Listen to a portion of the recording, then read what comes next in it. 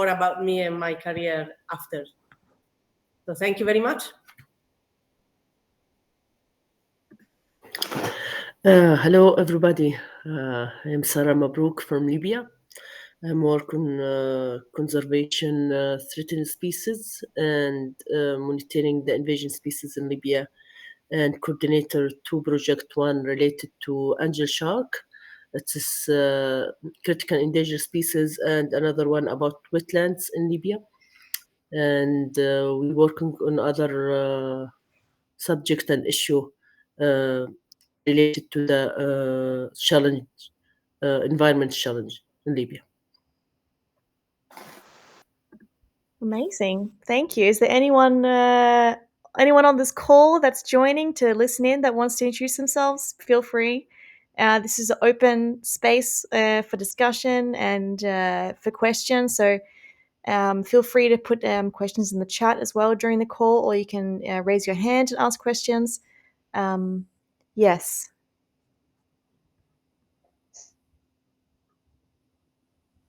Great. Any other speakers I see have joined? Woohoo!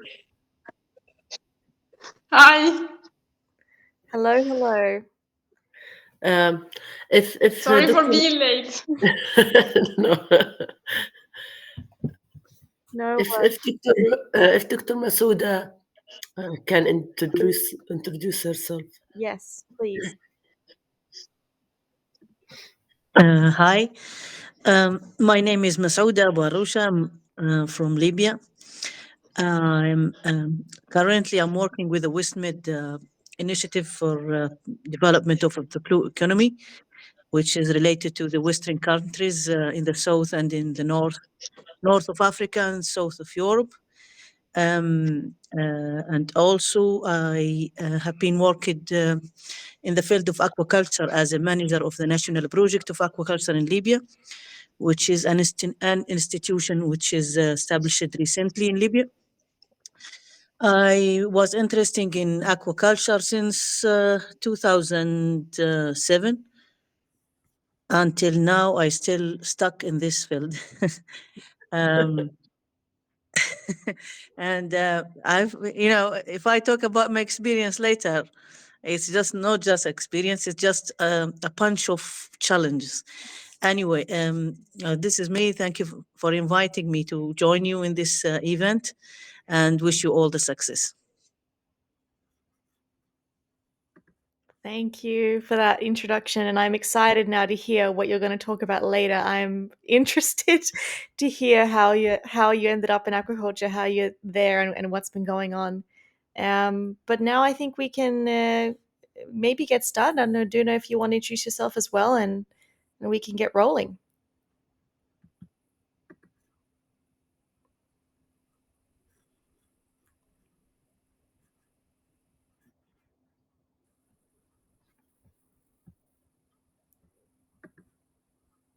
Uh-oh, I think we lost her a little bit there for a second. Maybe she'll jump back in a minute. The suspense. We're just building a lot of suspense for this session.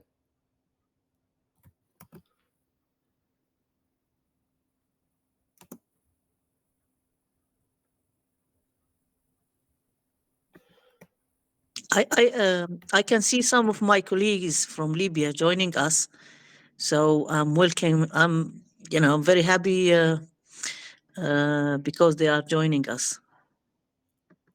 Thank you, Dr. Daw. Thank you, مرحبا Mona. سارة والجميع. You're welcome.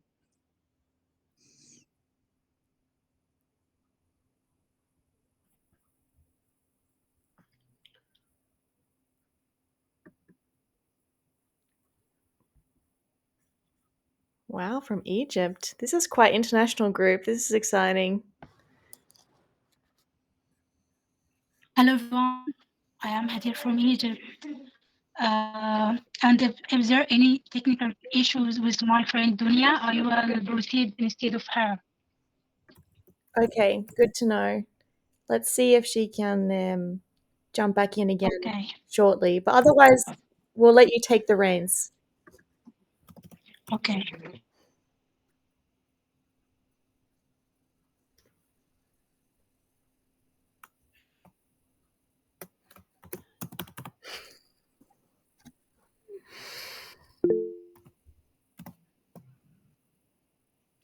Hello, everyone. Hello. Hello. Hello. How are you all? Good. How are you? I'm Rehan from I'm- Egypt. I'm sorry, I'm having some internet issues. I'm sorry. Can you hear me, guys? Yes. Yeah. Okay. So sorry for being late. So I'm gonna start. Yes. Not waste time. Okay. I'm sorry that my guest starts before me. I'm supposed to introduce my guest, but thank you everyone for being here today. It's an honor to be with you. My name is Douniazad Abbani. I'm an aquaculture trainer and course organizer from Algeria. And on the ninth workshop of the professional development series, I am dedicated to talk about aquaculture and the connection between aquaculture and marine conservation, also about women leadership in this sector, and especially like here we're talking about inclusion. So how women are doing inspiring work, whether in marine, ocean, or an aquaculture science. Uh, Now I'm gonna share my screen. I hope no problem gonna happen here. Okay, so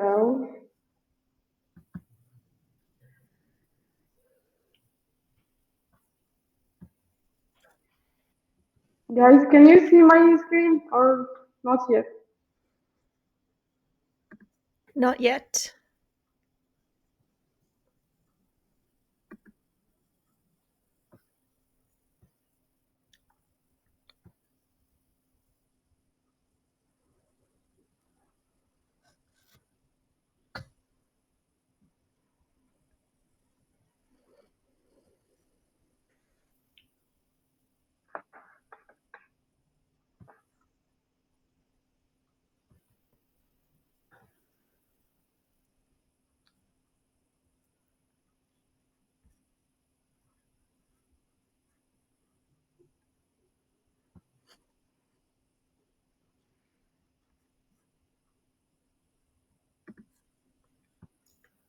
Uh-oh. I think we lost her again. I think the internet is not holding on. Let's For sorry, it is a common issue in the Middle East. I can imagine. It's totally okay. We will figure it out together.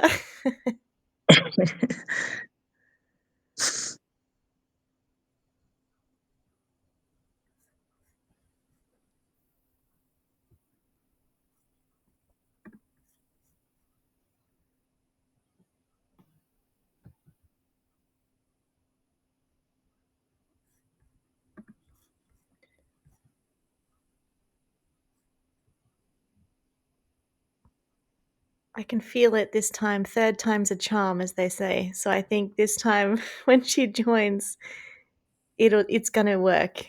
I can feel it. So let's cross our fingers.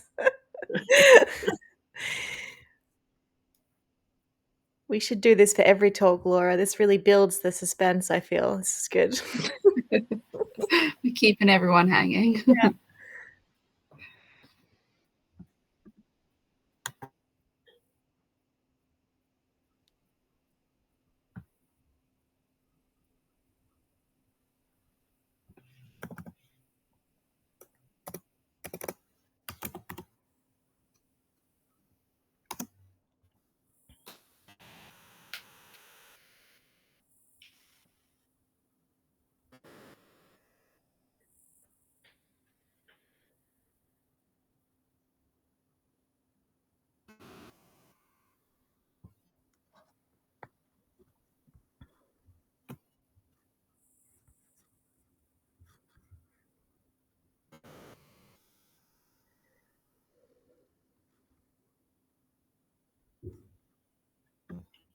Hadir, do you know if she is going to be able to join, or should we try and move forward with the presentations?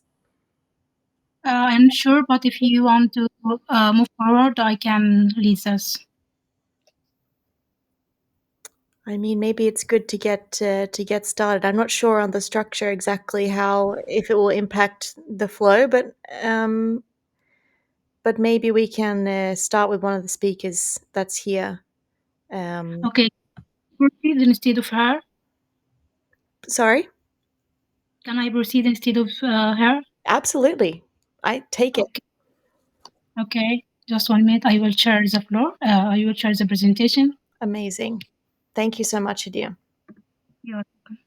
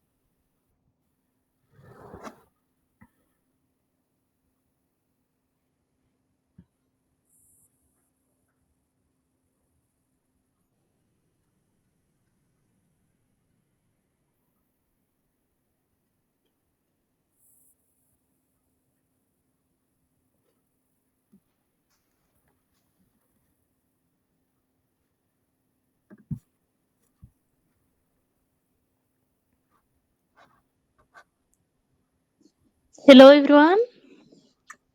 Hello. May I think I will take some minutes until Hadir present. I'm Riham Fauzi from Egypt. I'm very, very happy to be with all of you. And when I scroll the screen, I see many and many women, and I'm very happy for them because they are power. I think women is very power. And I know Professor Masouda. I listen lecture to her about the situation in aquaculture and fishery in Libya. It is was very interesting. And Professor Rika, if I said the name right, it's a very pleasure, and it was very, very beautiful lead woman. And I interested in her lecture as saying about Azza, and I'm very happy because when I was in Siam course, it was one of the amazing lecture I have listened. And Dunya is very clever one, and she is the hard worker, and also being in Algeria in a desert place, but she worked very hard. I'm very happy to be with all of you. And Hadir also, it is one of the hard worker. I am very happy today. We have a flowers. All of you are flowers. Thank you all, and I appreciate your work, and I'm very happy because the woman is very involved in these sections. Happy to, and happy days for all of you. Thank you. Thank you, Riham. Thank you very much. We are glad to have you with us here. Thank you very much. Really, thank you.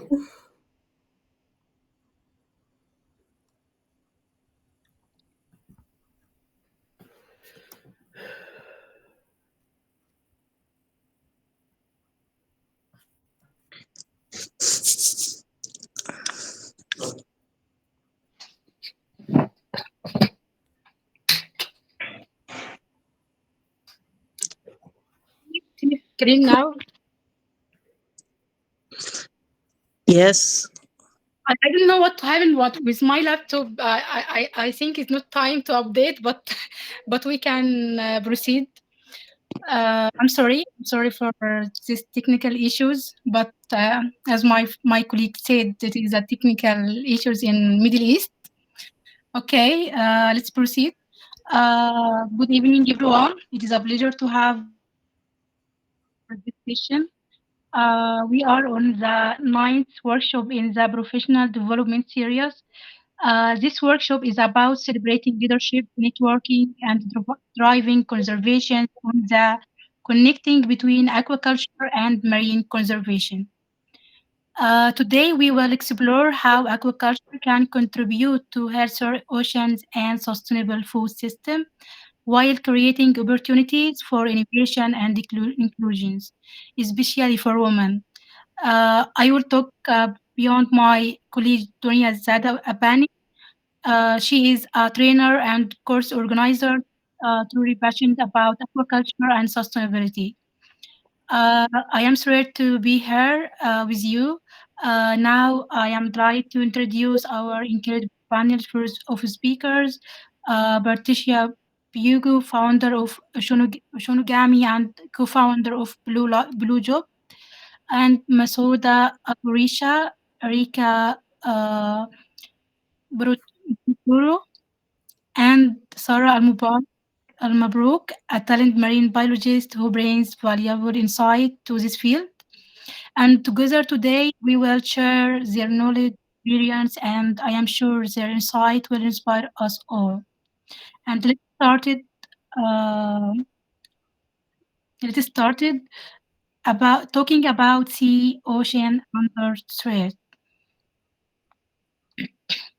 And here we will talk about the challenge which face the marine life and the people who depend on them. Here we will talk about the trend topic we can hear everywhere: climate change. Climate change is alerting ocean temperature, uh, sea level, and marine ecosystem. As we know, rising sea temperature are causing coral bleaching, threatening biodiversity, and affecting marine ecosystem. And another topic we can hear about ocean acidifications, which harm shellfish, plankton, and distributing the food chain. And also melting polar ice, which impact habitat for species like polar bears and seals. And another topic which very harmful for marine ecosystem: pollutions.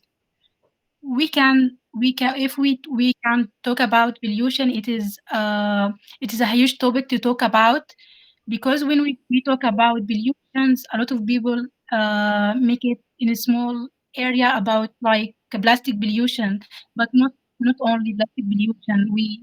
The environment faces a lot of problem like oil spill, plastic pollutions which can accumulate in the body of fish, and when as a consumer, when we eat fish consume plastic, that's mean we ate plastic also.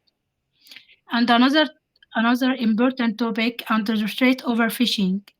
Unsustainable fishing practices are deleting fish stock, uh, are deleting fish stock and alerting ecosystem. Around 100% of the world fish stock are fully exploited or overfished. Bycatch threat marine species like turtle and dolphins, and destructive practice damage ocean habitats. And the growing demand for seafood, that's mean increasing global pollution and appetite for seafood. That's mean marine resources are under pressure. Global seafood consumption has doubled in the last 15 years, straining fish populations, and the demand has led to illegal, unreported, and unregulated fishing. While this challenge our sustainability, aquaculture, uh, uh, when we talk about all this problem, we should find solution. Like for example, today aquaculture innovation can lead the way forward to sustainability with different techniques like RAS system, recyclonic aquaculture system. RAS systems mean we can all things in this process we can benefit from. Like we can recycle water. That means we will have clean water for growing the fish. and we can reduce water waste and operate as a closed loop system. That is mean we can reduce water usage by continuously recycling it. This system is consists of three main components like drum filter, and drum filter remove solid waste from the water, and another thing, biological filter, where beneficial bacteria neutralized harmful nitrogen compound like ammonia, because ammonia is the must in the fish system, because if the ammonia increase, it's mean we have bad water qualities, and the fish will affect with this increasing in ammonia. And the lamella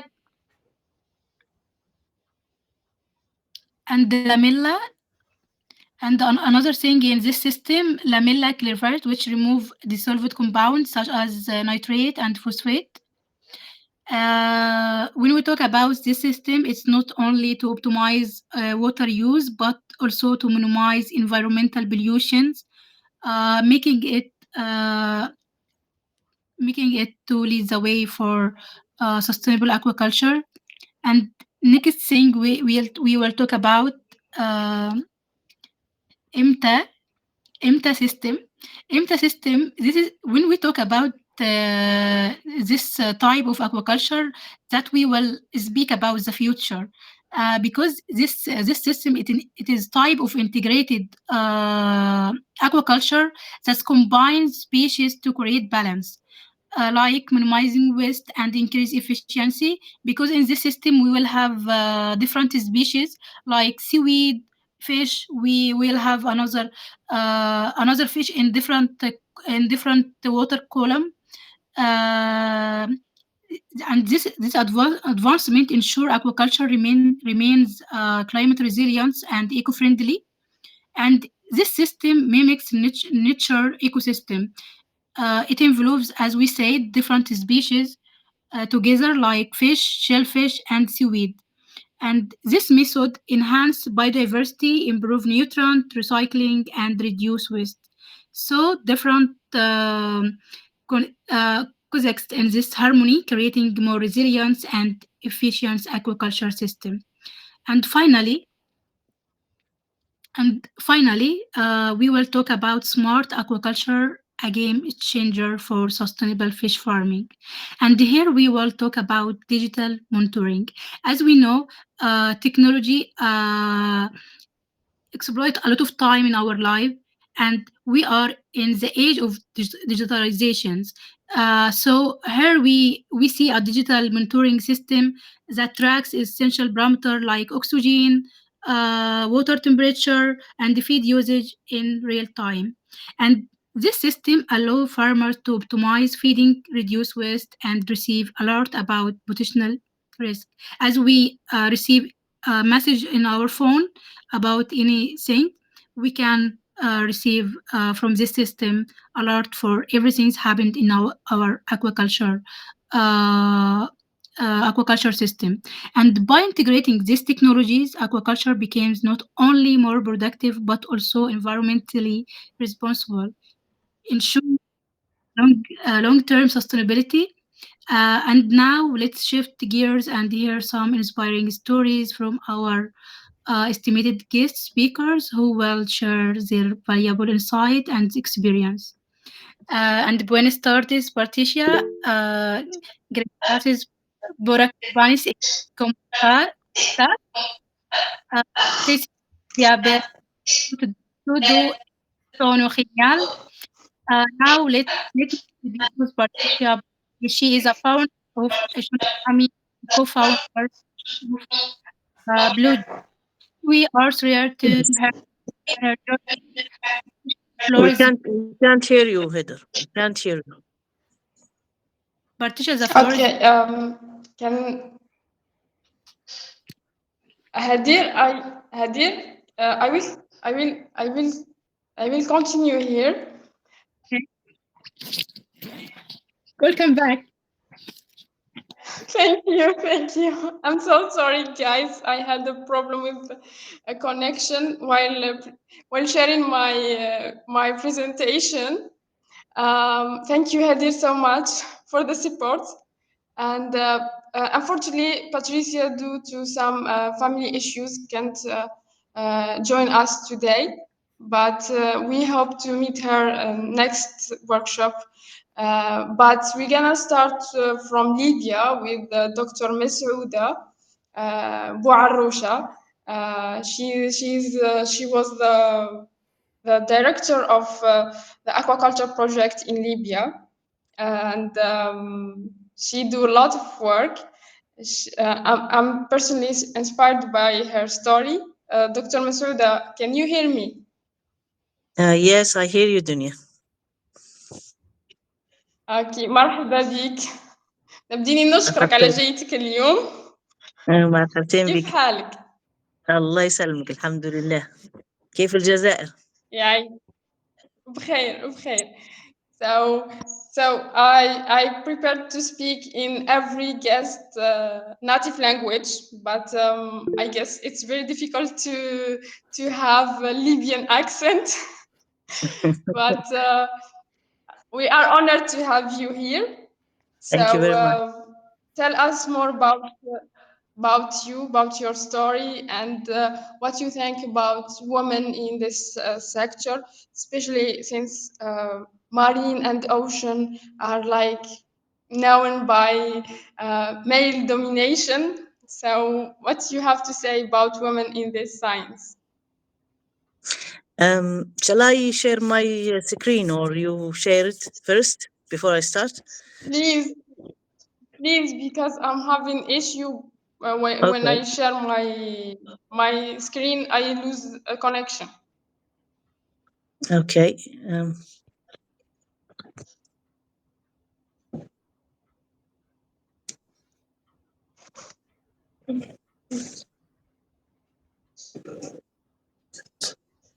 Masouda, do you want me to share your presentation?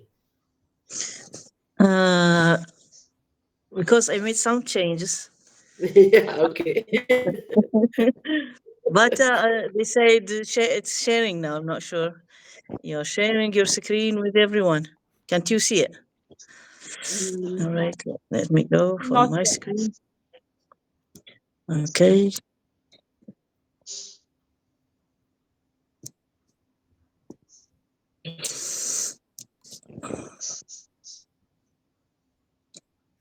Yeah, now we can see. Yeah, Can you but see it now? the phone is very, very small.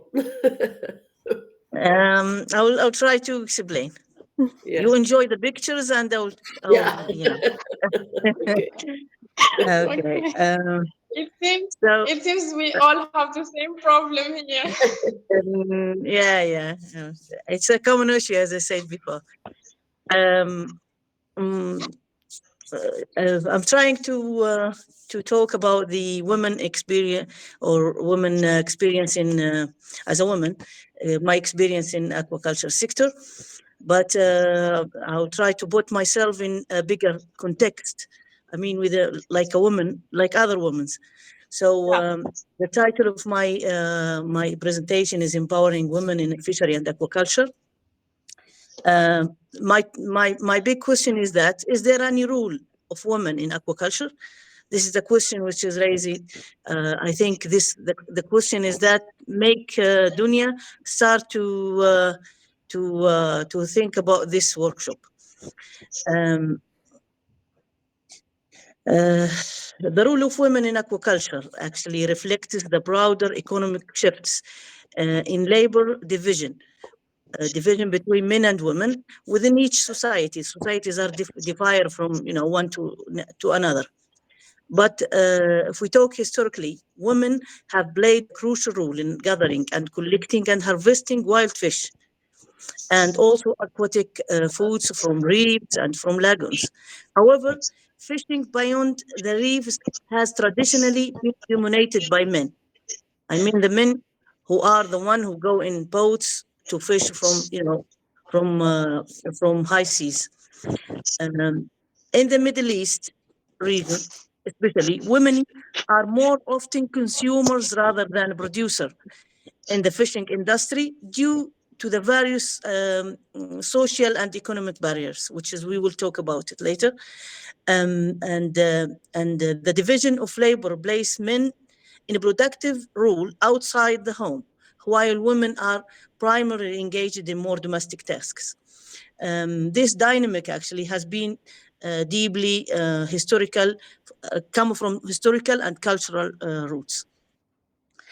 I want to give you some figures about the contribution of women in aquaculture sector, which is I pick up from different United Nations and FAO and some Europe reports, which hopefully it's valid. They said over 200 million people worldwide depend on fishery and aquaculture in their livelihood. However, in 2002, women represented about 21 in the primary workforce in aquaculture, and their participation actually raising to about 50 if we involve women in the pre and post harvesting activities. In recent days, we can say women in Europe contribute by about 22% of the total aquaculture workforce. If we go to Southeast Asia, women involved in about 30% of workforce in aquaculture. So these figures can, give a general idea about the contribution of women in aquaculture, but it does not actually define which exact sector of aquaculture they are involving in, because mostly they are, as we said, work in the pre-harvesting or the operation of aquaculture, or even in fishery, and after harvesting, in marketing, in packing, in this, but not in the aquaculture itself or in the fishery itself. Just a minute.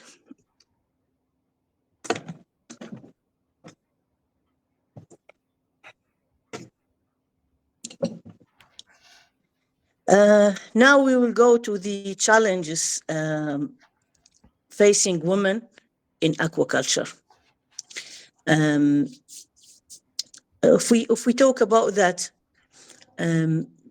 too many issues related to the social barriers, economic barriers, and the social one is regarding to that the division between depend on gender, because she's woman, so that's why the challenges is there. If we put it in points, that the thing is that challenging women in aquaculture, whether it's based on gender or based on society or based on economic issues. So the first thing, let's say the limited access to the resources, because women often face challenges, and this challenge actually it's not specifically only to aquaculture or fishery. In other economic sectors, women always face the limited access to the resources, like accessing to the land, to the capital, to the service, technology, financing, infrastructure, education, training, decision-making, leadership roles. Too many resources that women can benefit from to develop itself or herself in aquaculture sector. If we come to the gender and cultural barriers, there is a cultural barriers that come from the history, come from the society structures, which is especially in fishery and aquaculture, because for a long time it is dominated and still by men, resulting to the gender this discrimination. Some argue that this domination by men due to the physical demands of offshore fishing. As we say, yeah, the men can do this work because their physical structure can help them fishing or can help them go to the aquaculture sector. Also, there is another challenge, which is the invisibility of women work. The women work in aquaculture, it's not seen by the economic figures. As I said, because they work after the aquaculture, after pre and after the operations of fishery and aquaculture. And this rule is not recognized by the figures. Still hearing me?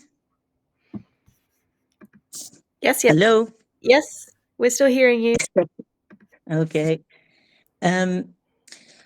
To give women more opportunities, there's key steps should be done or adopted. Access to training and education, financial inclusion and support, leadership, technology and innovation, marketing opportunities and value-added products, gender inclusive policies and supportive regulation, and this is, government and policy issue, community-based and cooperative models that should be adopted by the society. Also, climate resilience and sustainable aquaculture can help women involve more in aquaculture practices. And recognition, which is the most important thing. Key steps toward change. I put it like a woman pulling, some like rocket, or you can, imagine what's the story of this picture. Training and education, it's a key. Financial inclusion and support, it's a key. Policy and supportive regulation, also a key. Recognition, as I said, it's a key. To move, then we are going to be more involving in aquaculture. I like this picture, so I bought it. If we just move, and this picture, which, as I said, I like this picture, so I put it in my presentation. There's some concrete actions. To be honest, we are not the first one who think about involving women in aquaculture. There's some key steps have been taken by, in the level of the state, in the level of the region, and also in the level of global. There's some policies, reforms, and institutional support, like the FAO gender in fishery and aquaculture policy. There's also the SSF guidelines focusing on small-scale fisheries. These guidelines involve women in this. The African Union policy framework on fishery and aquaculture. And I would like to add here, African Union, especially the IUBAR, actually, they are having lots of steps toward involving women in aquaculture. And a few days ago, I was just like Googling some pictures about women in aquaculture. Found most of the pictures are from Africa. This is inspiring, actually. And then I read some stories which has come from African countries about, leading women in aquaculture.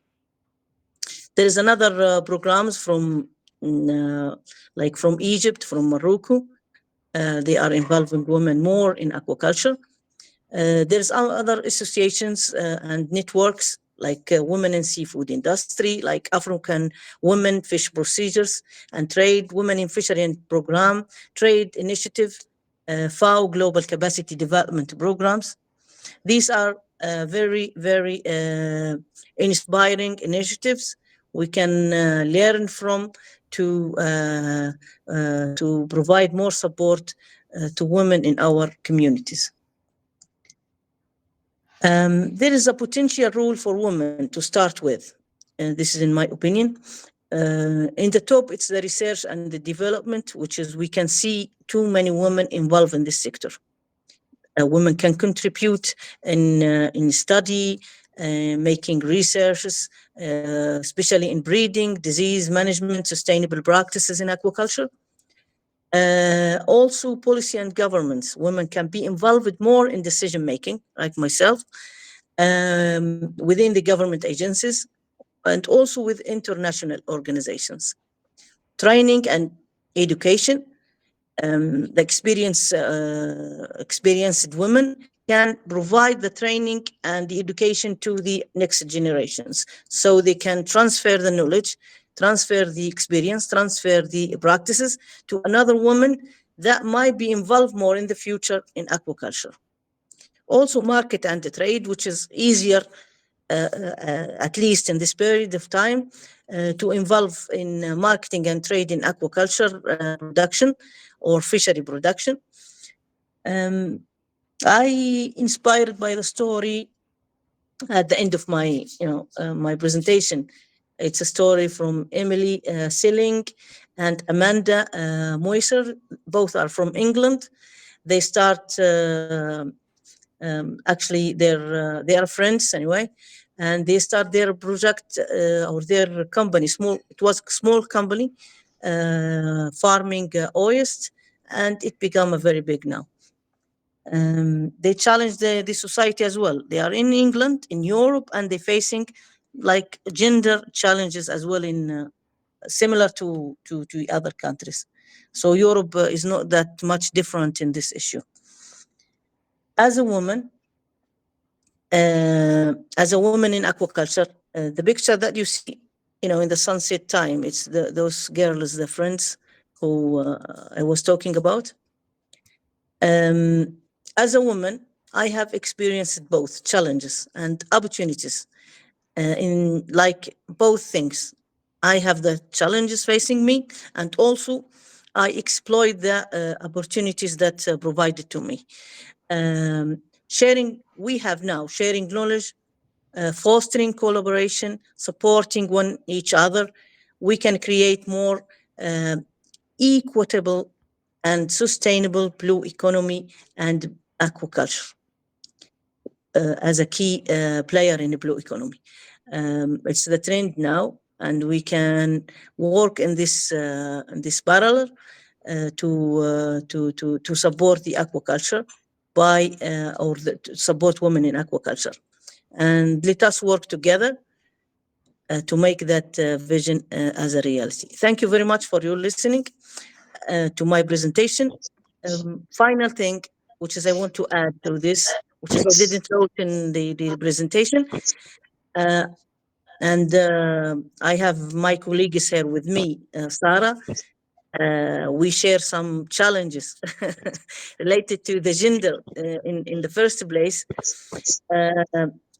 Sometimes when I go to the sea, we visit some farms in Libya, which unfortunately most of them are underdeveloped. The men look at you like you are a stranger in this beach. If you come to as a tour with your family, enjoying the sea and enjoying the landscape, it's okay. But if you come to the sea to work or to jump on a boat and you want to fish, so they look at you like a stranger. But in Libya, actually, women can work probably in the government side. I mean, you can work in laboratory, you can work in, the government institution in the sector of aquaculture. But practical work on the ground still not available for women. Thank you very much for having me here, and I wish the success to my colleagues in the other presentations. Thank you very much. Thank you, Dr. Masouda, for your presentation. But before we move to the next speaker, I want to ask you if you gonna like describe your journey in aquaculture. Like, if there is like 3 words that describe your journey, what's they gonna be? To be honest, I am Yeah. My scope in aquaculture is management and economics. And in that point, I have not that pressure like the women who work in the practical thing. I mean, dealing straight with the fish itself. I'm just a buyer or a seller of fish. But I am interested in aquaculture as a sector that should be developed to be like a key part of any economy. And in Libya, we are facing that problem with the oil sector, dominating all the sectors, which is hinder most of the productive sectors. And as you know, aquaculture is very, very important. It will be a replace of fishery in the next 10 years, maybe, or 20 years. So it's very important to build it now for the future. As a woman, I don't know what to say, but I think my story is it's about 18 years in this sector, reading every single piece of work about aquaculture, trying to do something to my country in aquaculture, and I hope myself like to be part of the history. I am here now, but in the future they might talk about my story in the future, about my trying to develop the sector, to do my best to develop it. This is what I can say. I make sure that I will talk about you in the future. I will talk. Thank you so much. Thank you so much for your presentation. So our next speaker is punctual, not like me. She's always in time, and even her presentation ends exactly in the time. So Dr. Erika, can you hear us? Yes, thank you very much for your words. Thank you. Ok, buonasera. Ci ricordi della tua presentazione a Tricase che fu perfettamente puntuale e conclusa esattamente nel tempo previsto? Sì, sì. Grazie per essere con noi oggi. Come stai? Grazie, molto bene. Tu? Bene, bene. Your Italian is perfect, really. It's amazing. Thank you very much. Thank you very much. So Dr. Erika is is one of the for me it's the most I lose the word now, but she's very inspiring for me. And I met her in Tricase in Italy during a workshop for sustainable development for coastal communities. And I really want you to hear her story and how she made it still here. And the floor is yours. So thank you very much. It's my pleasure to be here today with you. And thank you very much for having me. If you agree, I can share my screen because I prepared some slides. Okay. Okay. Just to show you my experience and my journey as a researcher and as a woman, of course. So I'm Erika Porparato, as we saw before. I work at the IMC, the International Marine Center Foundation, that is based in Sardinia, in Oristano. Here you can see my email address. So if in the future you would like to contact me here, you can have my email. So basically, concerning my career, I'm a marine ecologist. I did my bachelor and master in marine biology and ecology and my PhD in environmental sciences. And I started as a benthic ecologist, so I started to work and to study the effect of fishing on benthic communities. And after I moved to aquaculture, but also macroecology, because I'm an ecologist, of course. And starting from this experience, I started to work with spatial data. So I started to work with spatial planning of aquaculture activities, and I did my postdoc on this argument. And after I had a position as temporary research on allocated zone for aquaculture here in Sardinia. I was the principal investigator of this project. And now I am a senior researcher at the International Marine Center. Now I would like to show you some of my field and laboratory experiences. So I started to work on board of both oceanographic and fishing vessels. That was not so easy, of course. So I started to work on sediment, benthic communities, also coming from fishing activities, to recognize them and to start to understand, to try to understand the ecological status of this community and communities, and to start to try to understand the effect of anthropogenic activities such as climate change, fishing activity to these communities. Also, I had some experience on diving, so I collected directly my organisms. For example, these are pennatula, so are benthic organisms, during my PhD thesis. And also, I had some experience in laboratory, of course, concerning mainly on taxonomic identification of crustacean, but also, for example, granulometric analysis. So a lot of field and laboratory experiences, but just in the past, because after when I moved to as a senior researcher, I stopped everything like this and just work on computer. But it's okay, of course, it's experiences we have to learn during our past. So I would like just to share with you, and it's directly related with Dr. Massoud's presentation and words, the superstition, to bring a woman aboard a boat. And we know that it's bad luck to have women on board. And this is directly rooted in maritime folklore, and is directly related also with fishers, sometimes old, very old fishers. And so I had experiences like this during my master's thesis, but also the PhD. And so here is an example of how to break barriers and building also bridges together with fishers and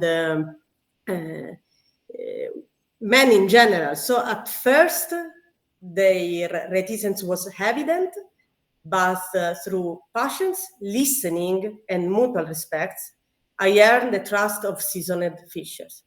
So it was a way to understand their thought about fishers, their knowledge about this activity, and listen them not as a researcher, but as a person, just to share our knowledge. So the possibility to exchange knowledge, combining traditional expertise from them with science, was a very important thing, also to foster collaboration between us.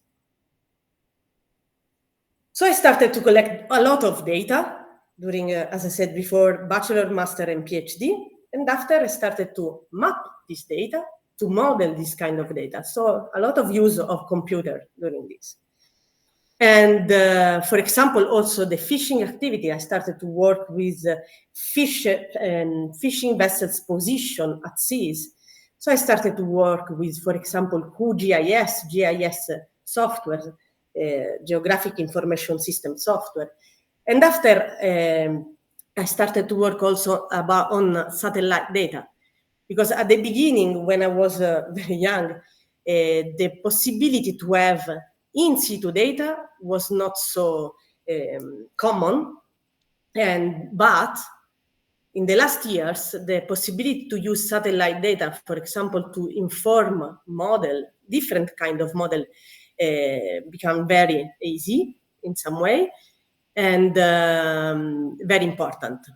So I started to use model, satellite data, to estimate the suitability of aquaculture activities, for example, so to have the allocated zone for aquaculture. So this is a spatial plan where we decided aquaculture as priorities over other uses. So it's very important to highlight this area, because we can foster the sector, avoiding conflicts, for example, with other users. So at the IMC now, I work at the Ecology and Spatial Planning of Coastal Marine Ecosystem Research area. We have also another area that is just directly related with aquaculture. And as I said before, I was the principal investigator of the EISA project, so Allocated Zone for Aquaculture project in Sardinia. Now we are in the second phase of the EISA project. We gained a financement of another project in order to go more in the deep to some aspects of the plan. Also, we are also involved in another very interesting project that is called ASA for Ice project. It's an Interreg Euromed project. And here we are transferring the methodology developed during the EISA project to other countries in order to allow them to evaluate the site suitability of aquaculture activities, but also we merge this methodology with a circular economy perspective in order to be more sustainable, to foster sustainable aquaculture activities. So if you are interested, for example, you can have a look to the website. Directly related with the first presentation is the Blue Boost project that my research activities is directly related with the integrated multi-trophic aquaculture suitability evaluation. So we will run models to evaluate suitability of different trophic species to understand in which area we can have integrated multi-trophic aquaculture activities.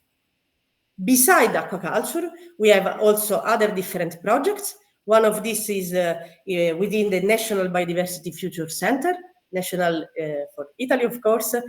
And we are developing together with my colleagues a methodology to evaluate which area should be protected in the futures. And this is, of course, directly related with ocean conservation.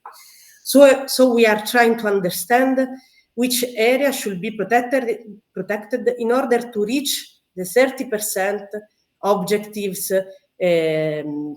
of the European Biodiversity Directive. Another project directly related with this is an Horizon 2020 project, is called DesirMed, and is about the effects of climate change on Posidonia oceanica meadows and the connectivity between these species in the protected areas. Last but not least, the Thalassa project. We are involved in order to understand which are the main pressures on different species and ecosystem in an area that is comprised between Sardinia and Italy in general and the southern part of France. So it's an interreg between Italy and France. So if you're interested, of course, send me an email and we'll give you more details about these projects. Besides this, I am also the coordinator of the Technical Advisory Group on Spatial Planning for Aquaculture within the General Fisheries Commission for the Mediterranean Black Sea at the FAO, so for the United Nations. One of our last efforts was the publication of this manual that you can download for free, because it's an open access manual, about the use of geographic information system for the identification of the allocated zone for aquaculture. So my role here is to coordinate all the countries that are from the Mediterranean and Black Sea in order to foster sustainable aquaculture development, to foster spatial planning in their countries, and to reach the objectives of their countries to develop aquaculture activities. Of course, sustainable aquaculture activities. Within the FAO GFCM collaboration, I had a lot of mutual learning opportunities. I also met, as Douniazad said before, during a training at CIEHAM in Tricase. And but also I had different training opportunities also during the COVID pandemic, so online training, but also in-person training at Rome in FAO. Also a very interesting conference that we had in Crete about the shaping of the future of sustainable aquaculture in the Mediterranean Black Sea in Crete last December. And we organized a lot of workshops. You can see here some of the pictures also related with the environmental monitoring program of aquaculture activities, above all finfish aquaculture activities, to share experience. So very important mutual learning opportunities. But coming back to our main topics today, which are the gender barriers directly related, for example, in research, in marine sciences, dream gap. I saw some videos in these days about this.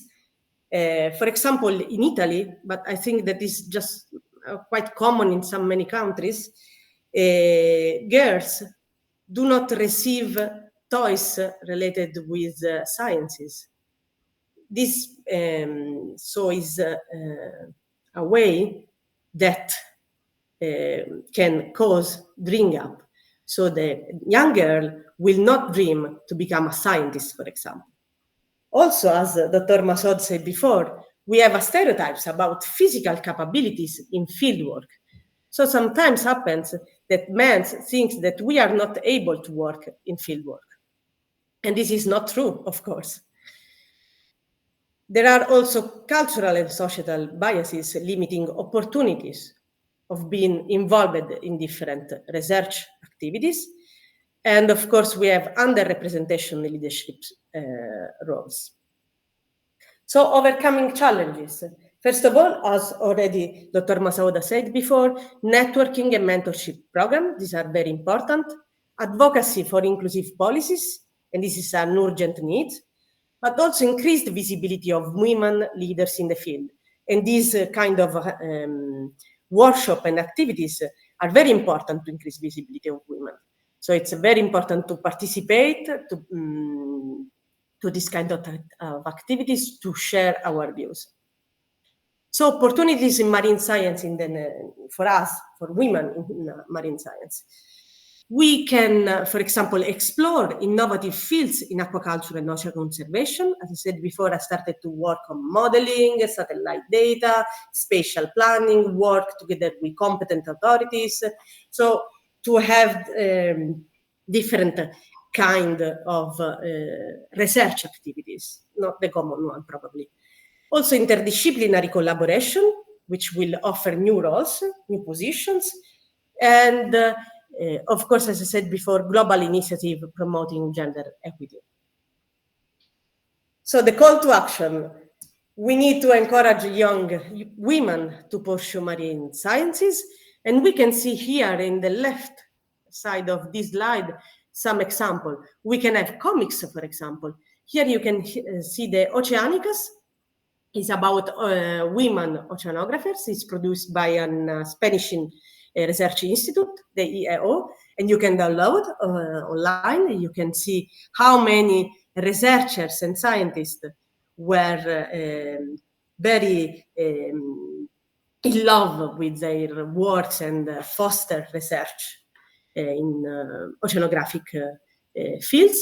But also the story about the shark lady and the Dr. Eugenie Clark, that is very impressive. But also you can see some toys. For example, here you can see a Lego. I'm very passionate about Lego. This is a oceanographic scientist. So this is very important for young women. Another important thing, as we saw before, is support policies and initiatives for gender equity. We know from the Sustainable Development Goals that we have one goal that is directly related with gender equality. Also, the UNESCO, for example, each year organize an International Day of Women and Girls in Science, and this is very important to share. And as already Dr. Masoud said, FAO, the GFCM, organize a lot of activities directly related with women. For example, they run a training about empowering women towards sustainable aquaculture development in Greece in 2023. And also they produced a manual about women in fisheries in the Mediterranean Black Sea region. So roles, challenges, and opportunities directly related with them. And of course, we have to foster a culture of collaboration and mutual respect. So we have to talk a lot within us in order to promote our participation. So just last 2 slides. Why gender equity matters, in my opinion. Diversity fosters innovation and problem solving. Equitable representation ensures broader perspective in research and conservation, so we can have different kind of opinion and different, of course, perspectives. Gender equity contributes to more sustainable and inclusive solutions. A vision, in my opinion, for the future, creating an inclusive marine science community, this is very important, celebrating success stories of women leaders, and of course, this is maybe the most important one, encouraging the next generation to challenge norms and embrace diversity. So thank you very much for your attention. I will interrupt my sharing now.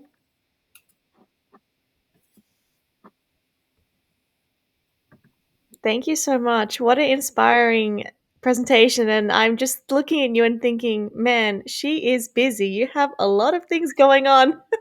So thank you for taking the time to speak with us. And thank you as well, all our other speakers who are here and who haven't spoken yet. You're all very, very busy women. It's very inspiring to see. So thank you very much. It was a pleasure, really, really. It was a pleasure. And without my team, my research team, was not possible, of course. Yeah, it's always teamwork makes the dream work, as we like to say, right? Yeah, exactly. But I want to see, is she here with us still, or shall we push on for the next speaker as well?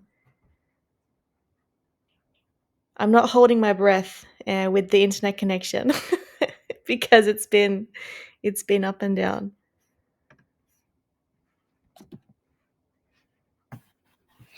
I think she is in the chat, but maybe I saw that she just unmuted herself just before Erica finished. But maybe her internet is giving up again. So we could just move on to I think we've got one speaker left, haven't we? Yeah. Is it Sarah? Yeah.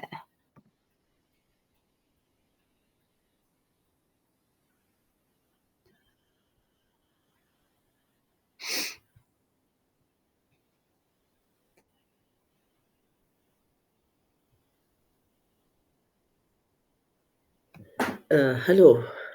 Hello, hello. Hello. Sorry, but no one informed me that I should prepare a presentation. But as usual, women always have a plan B. So I will first introduce myself again. I am Sarah Mabrouk. I am working as a marine biologist and founder of Marine Biology Society in Libya. It's NGO. Currently working on conservation of threatened species and monitoring and study the ecological impact of invasive species. I have a success story I want to share with you all about how can women make difference in conservation, especially in threatened species. So I will share my screen.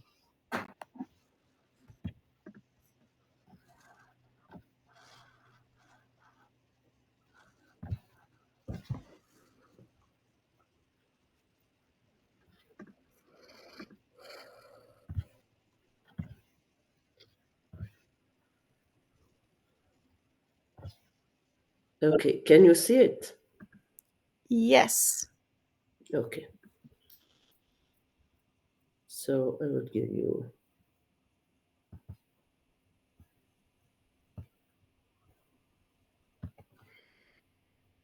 Okay, let's start from the end of the two presentation about the challenge that faces women in the marine field, marine science, aquaculture, anything related to sea.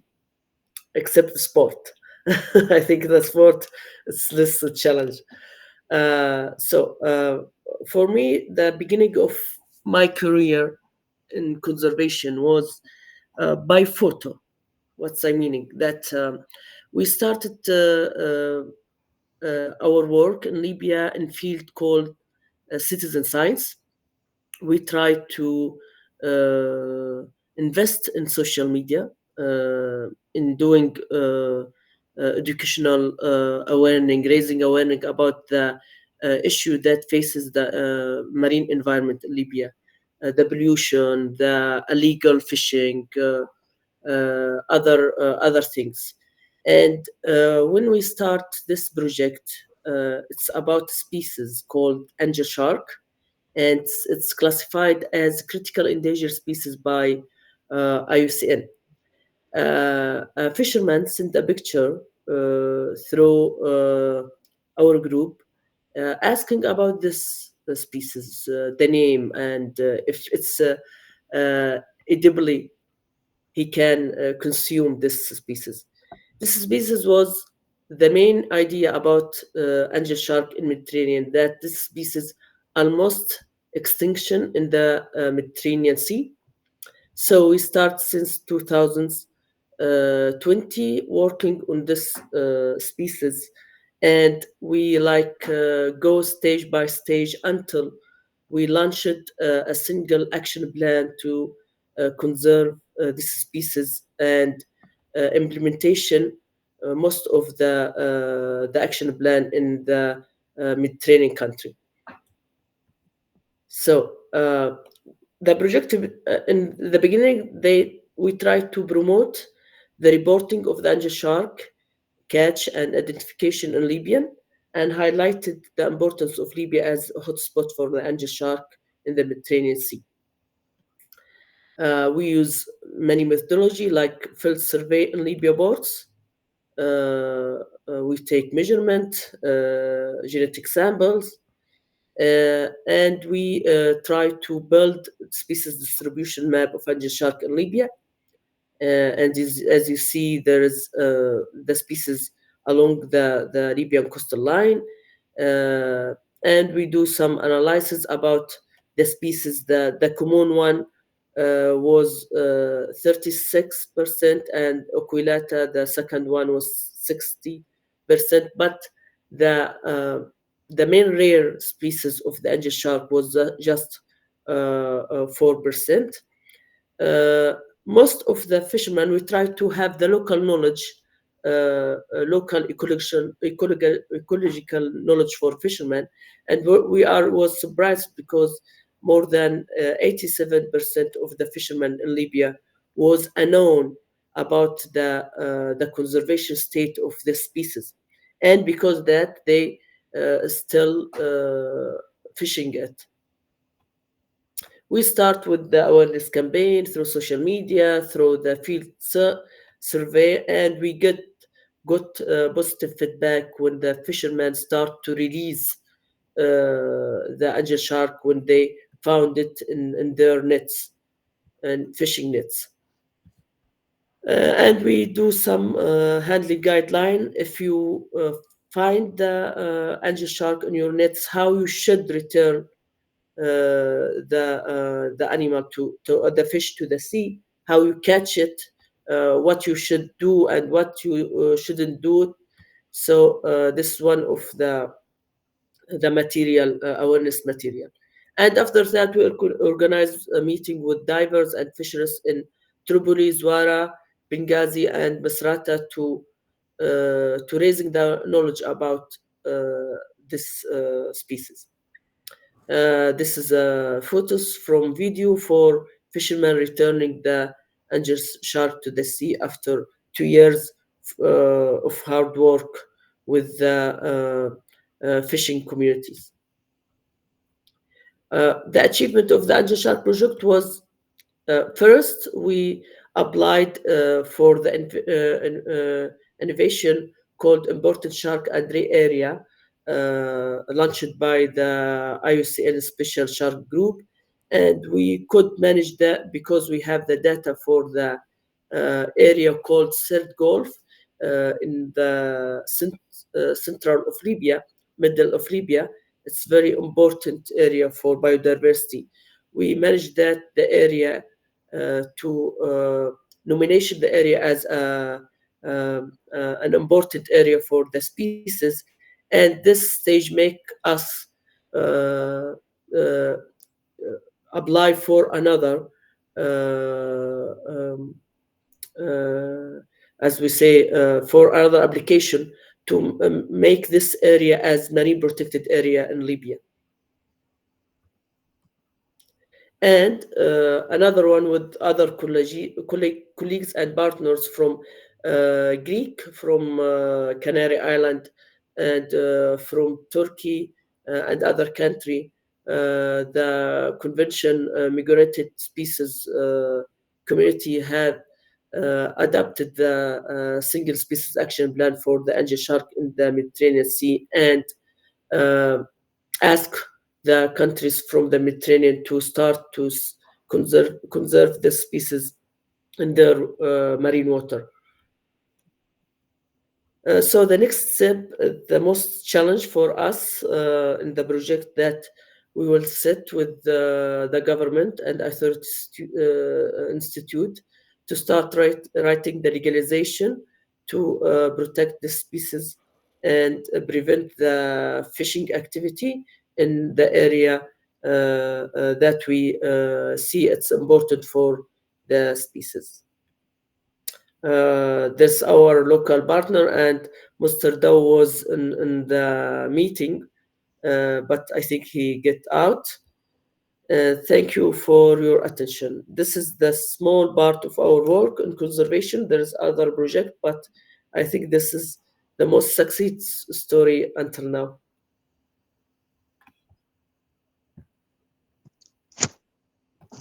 Thank you very much, Dr. Sarah. I'm really sorry for not being able to introduce you before you start your presentation.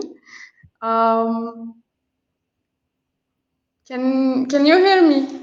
Yeah. Yes. Thank you very much for your presentation. I want to say, Dr. Sarah is one of the truly passionate about her work. She's truly passionate about her work. She's very funny, very she give everything. And I didn't meet her in person yet, but from her post on LinkedIn, on Facebook, she makes you feel like you want to go to the sea, work, and she's really passionate. Thank you for your presentation. Thank you for being Thank part you, of this workshop. Sorry for not being able to introduce you. I'm having a horrible problem with connection today, and was very happy to hear your stories. And we will open the floor if there is any question for you guys, for our guest. If there is anyone want to ask something.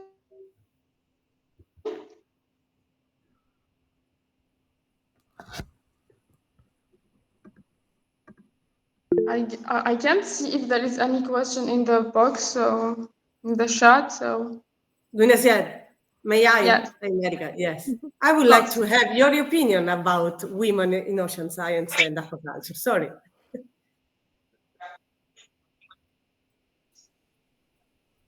Yes. Well, this is a question, but it's first of all, it's a proof that women are capable of doing everything, and there is a lot of in the sea. You see women facing a lot of challenge. You have mentioned a lot of challenge that women in this sector are facing, but they are capable of doing incredible work. And from the publication, from the you have lots of association, company. We supposed to have Dr. Patricia, who is the founder of Oceanogamy, and she is a consultant that that doing a lot of work all around the world. She had work in Morocco, Libya, Tunisia, Egypt, Lebanon, and her work is amazing. Also, she's a co-founder of Blue Job. I invite you to visit, and women in this sector doing like amazing work. Thank you very much. Thank you. There you go. I have a question. So yes. Before we get rolling, but I wonder from any of our speakers or anyone in this call who work in this field, I mean, what is like your number one tip maybe for I mean, not just a woman, but maybe anyone who wants to get into aquaculture and start working in this area? I actually used to work in aquaculture. I worked more in like in the lab, but I also started working in the farm. So I had that a bit more of a very old school, traditional maybe experience. And I did enjoy it, but it was also quite difficult. And I think if I had known maybe some of this before, I don't know if I would have gone in that way. I maybe would have started somewhere else. So I think, yeah, I would love to hear any advice or tips that you have for any women who want to get into aquaculture, because, like you said, it's growing, should keep growing, and it's going to become even more important as the years go on. So, would love to hear your thoughts on that.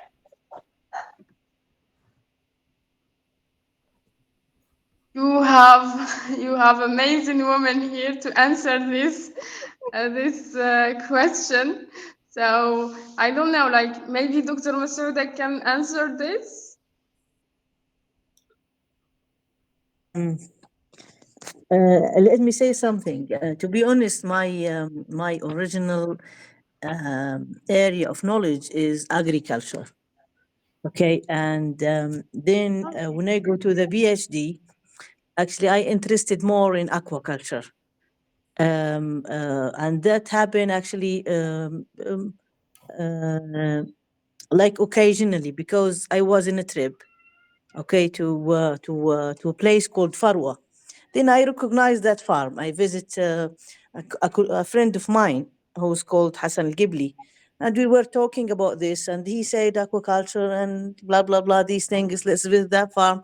I went there. I see the fish in small, cages and in small tanks. And I said he was complaining about the lack of support, and he gave me that. That was about 14 years ago. This story I'm telling you about, or more 17 years ago. So in that time I really interested too much in aquaculture. Then when I go to the PhD, I decided to make it in aquaculture. Okay, but in the side of, because I can be a science in biology. I don't have this background, but my background is economic and management. So I thought this important as well in the sector of aquaculture, because if you have the laboratory, you have the technician, but without a management, you can't your work will not success. You have ingredients, you have inputs, outputs, and you have to manage these to have you have the returns from your work, so you will continue. So all my idea about this is the budget, how to manage it, how to get to reduce your cost, how to high your revenues, and this is my work. But time after time, I interested more in fish itself, starting to improve my knowledge in aquaculture as a science. The species of fishes, the type of fodder, how to feed, how to hatch, these things I start to build my knowledge in that side. But regarding to your question, I think it's nice to gather ourselves like a woman, make like a light. So we are depend on each other to fill the gap on the knowledge. Like if you need, if I need like information about ASA, I will go to Erika. Okay, I need some information about the biology of the waters or the the fish itself. I'll go to to Sarah, and these kind of things. It's important in this stage if you want to improve women involvement in aquaculture, to build like a network, which I hope we will build after this meeting. Try to build a network between each other and collect more women to involve with us, because single woman in this kind of society cannot success. This is my this is all what I can say.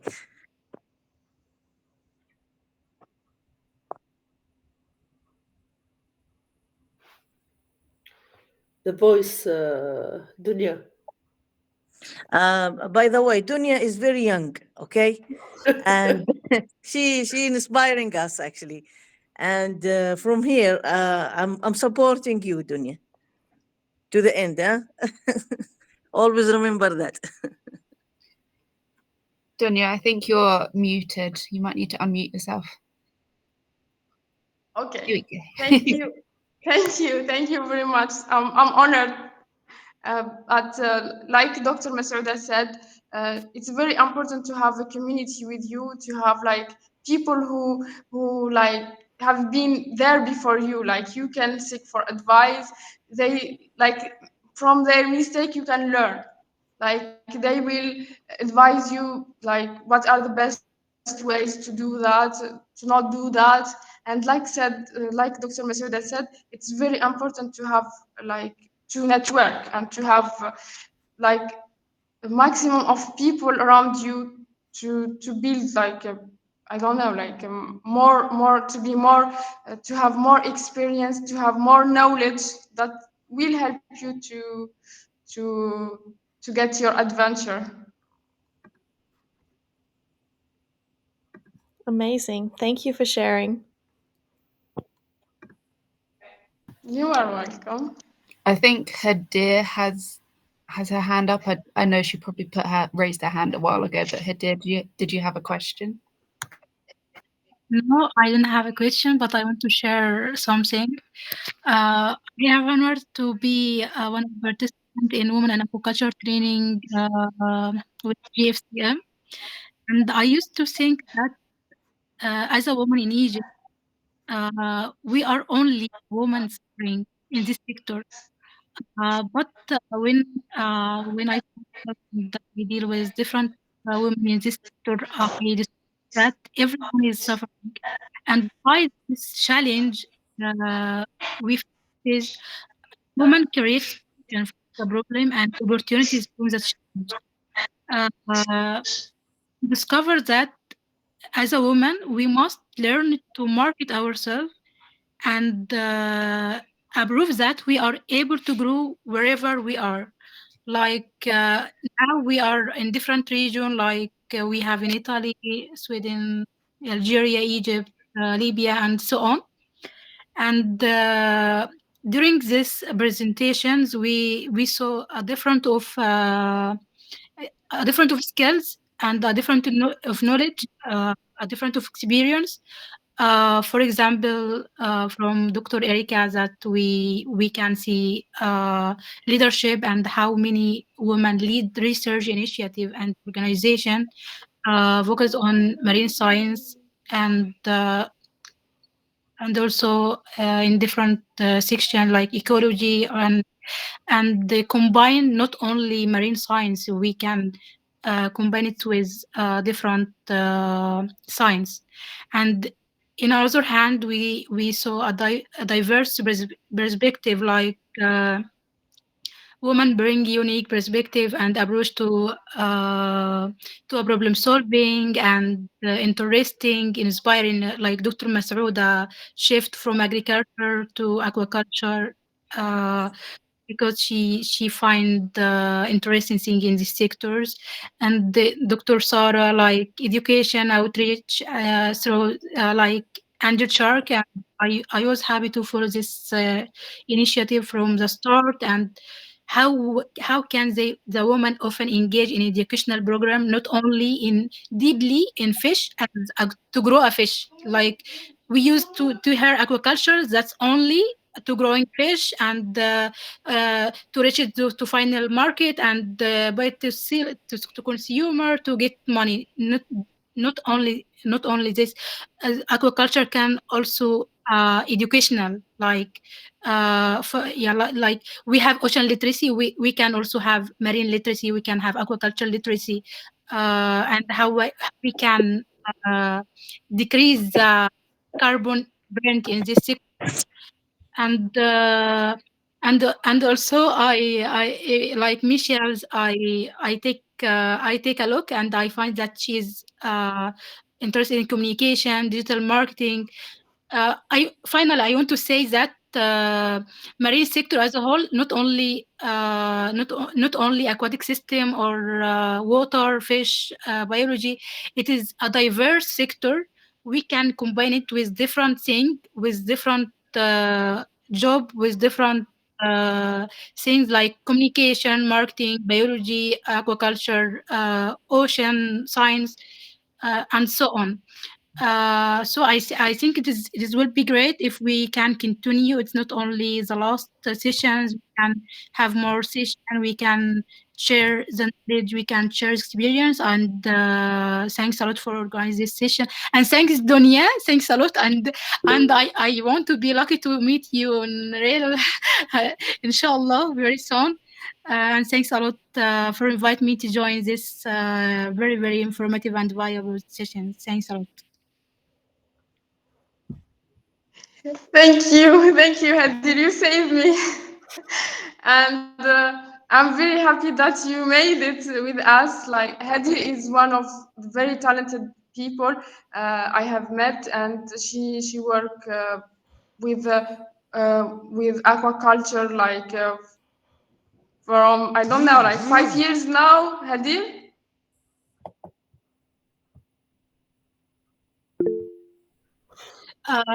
Not many years, because I graduated since 2022. I have 24 years old, and I work as editor in Blue Life Hub with Orazio. I don't know if you know him or not, Erika.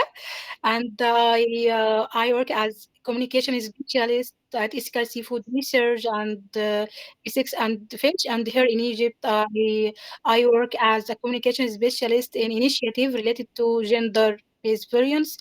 So I try to my best, because since I graduated 2022, I can't find any job, so I depend on myself to market myself on LinkedIn. Then or else you catch me, and then I start to work with him. Very lucky. Yeah, I was very very lucky. He guide me. Without him, I can't be reach the position I. Yes, you doing like.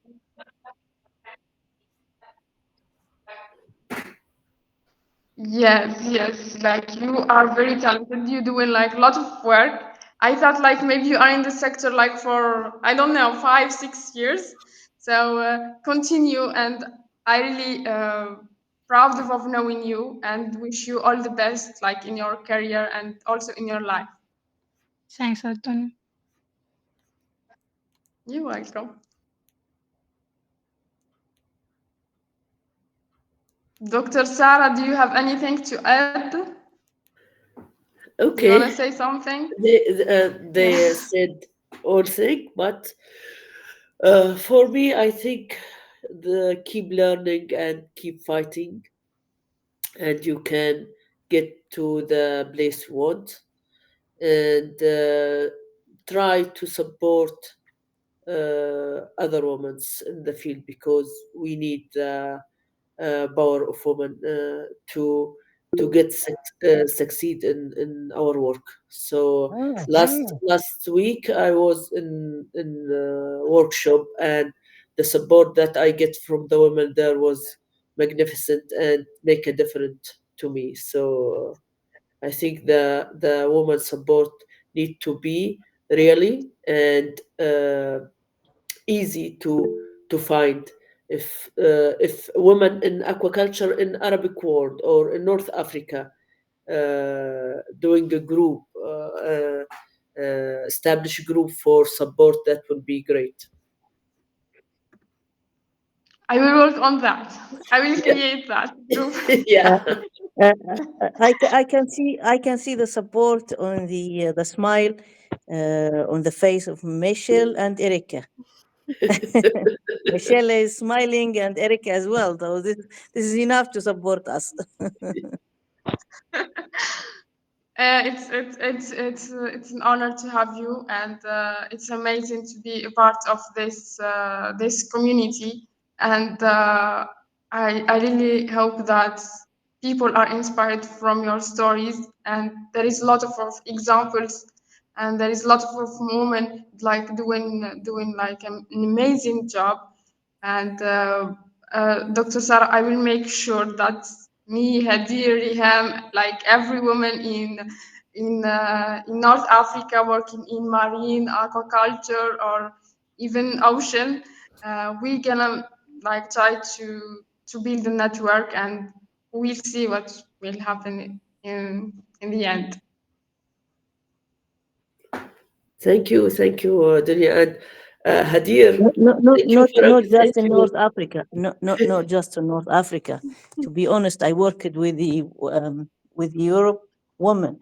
We should learn from, because they might have more opportunities than us, but we can learn too much from them, especially in the field of ASA that Eric worked. I'm really interested in that topic, but the network we should make is between all of us.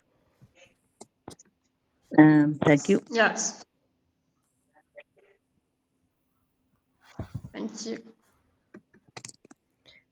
I see one hand raised. Nuha, do you have a question or something you want to add?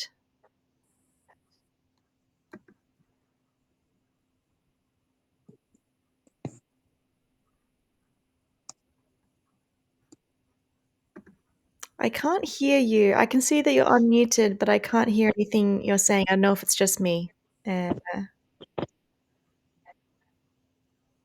Also me, I can't hear her. Okay. Not sure what's happening. Maybe you can write.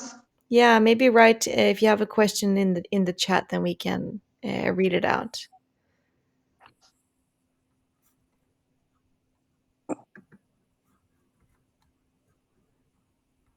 Let's see.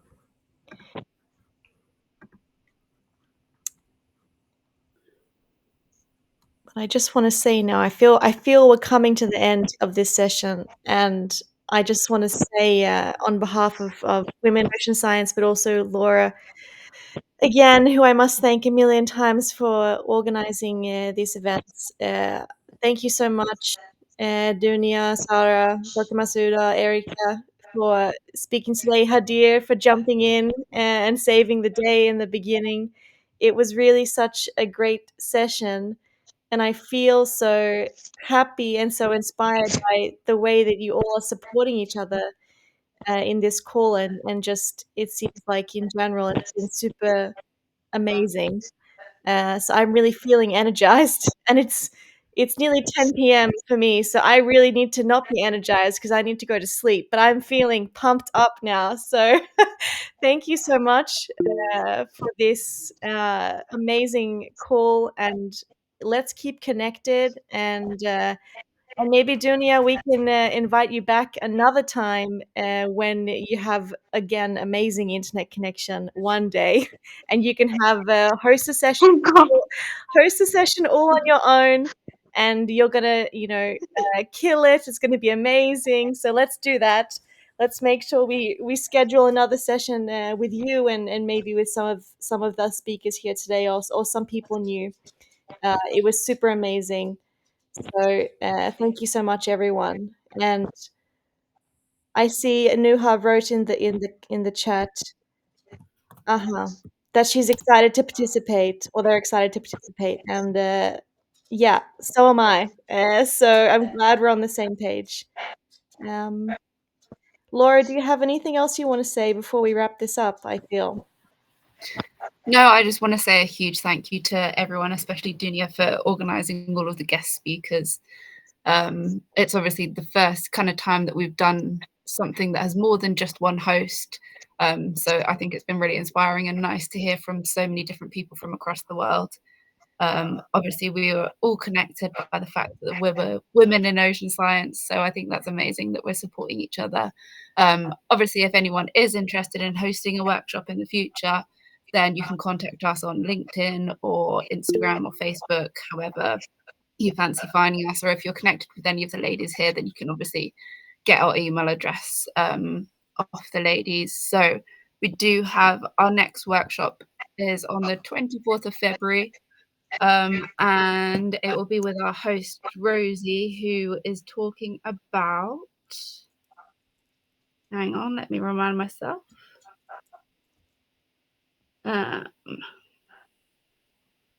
So Rosie will be talking about science communication and the creative arts in ocean science. So very different topic to today's topic, but that's what we're trying to kind of share, is all of this knowledge from all these different amazing women in ocean science. If any of you do follow our pages on social media, then you'll see that we feature women on our page. They're in ocean sciences, and we talk about their journey and what they're kind of doing to support the ocean. And obviously, if any of you want to be featured, again, just drop us a message and we'd love to feature you or get you involved in any way that we can. So thank you everyone again for all of your hard work and your amazing motivational speeches. It's been really, really fun. And thank you, Michaela, for jumping in and helping me out. My pleasure. My pleasure. But everyone have a great rest of the day or evening or morning. I don't know. But we'll see you soon. Thank you so much. Thank you, guys. Bye. Thank you. Thank you. Bye. Bye. Bye.